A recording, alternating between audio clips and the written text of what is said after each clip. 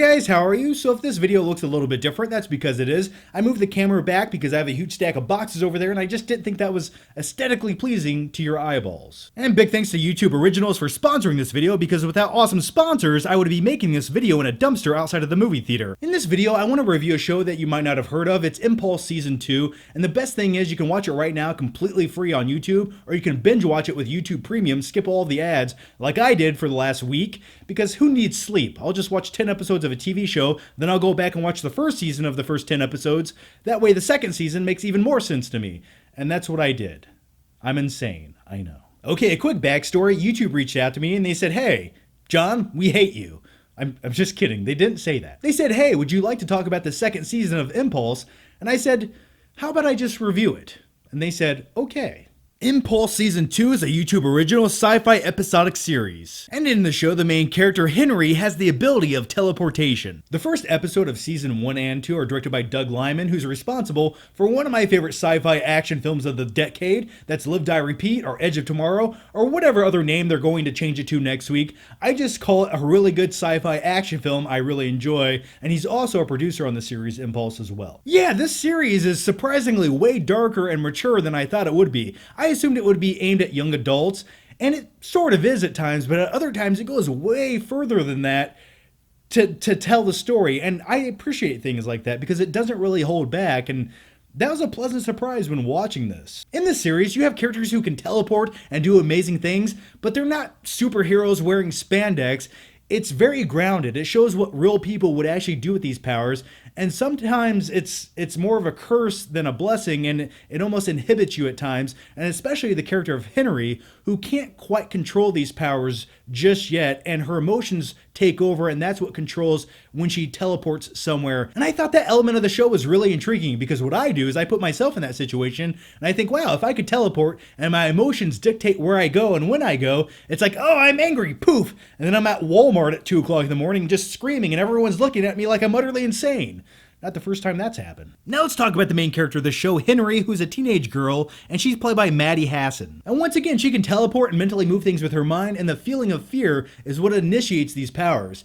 And also, once again, she's not a superhero. She's just a typical teenage girl in this show who has these powers. And there's a lot of dramatic things happening in her life. Now, when it comes to her character, she's definitely conflicted and she's flawed. And she's also very moody at times. And she lacks empathy for a lot of other characters throughout the show. She does things, and there's consequences to her actions, but it seems like she doesn't really care. She does care, and then 5 seconds later, she doesn't really care any longer. And I think this was intentionally done to show that she is this flawed character. And generally speaking, when you have a flawed character, that makes for a more interesting character. My main complaint with her as a character is I wanted to root for her more than I actually get to during this show. And she's definitely an anti-hero at best, but unlike other anti-heroes with Walter White in Breaking Bad or Don Draper in Mad Men, there's levity with those characters. There's a little bit of likability and some charisma that goes a long way. With her character, you don't really feel that. But with all that said, if you step back for a second, the show is called Impulse, and I think at times the writers are trying to villainize her as a character to see which morality she settles on, which is intriguing. But for me, I wish there was a little bit more likability for her character throughout the show. Now, one character I really enjoyed, his name is Towns Linderman. He's sort of the nerdy sidekick to Henry's character who gives her advice at different times throughout the series. But I will say my favorite character of the entire series is Nikolai, who's an older character who also has abilities to teleport. And when it comes to his character, he's sort of a seasoned veteran of this lifestyle with having these powers and these abilities, and he's definitely not a good guy by any means. His motto is sort of, the ends will justify the means, so he does whatever it takes to get what he wants. But yeah, speaking of his character, one of my favorite episodes in Season 2 of Impulse is Episode 4, and it's dedicated to the backstory of Nikolai's character as a teenager and his upbringing in the foreign country where he's from and dealing with his powers. I could have watched 3 episodes about just that. I hope they should just do a spin-off series called Nikolai and focus on that. As far as the tone and overall look of this show, it's very gloomy and bleak. It almost looks like it always wants to rain in this show, and it sort of sets the mood. It's very somber at times, and I think that's what it should be. Because once again, the characters in this show have superpowers and abilities, but they're not superheroes, and I like that tone. I like how grounded it truly is at times, and a lot of the characters in this show are not perfect, and that's that's very realistic, because not everyone in life is like Superman, or Captain America. When you have a teenager who's moody at times and they have these powers,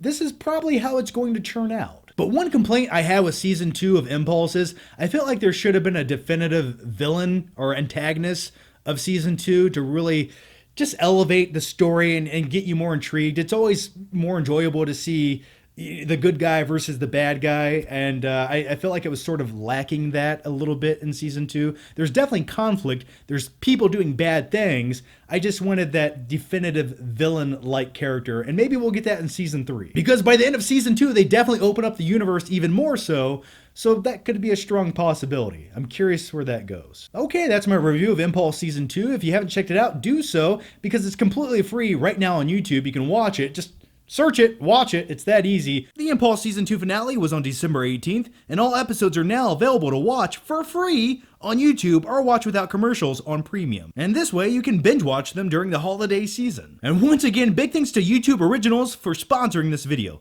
Give it a watch. As always, guys, thanks for watching, and I'll see you next time.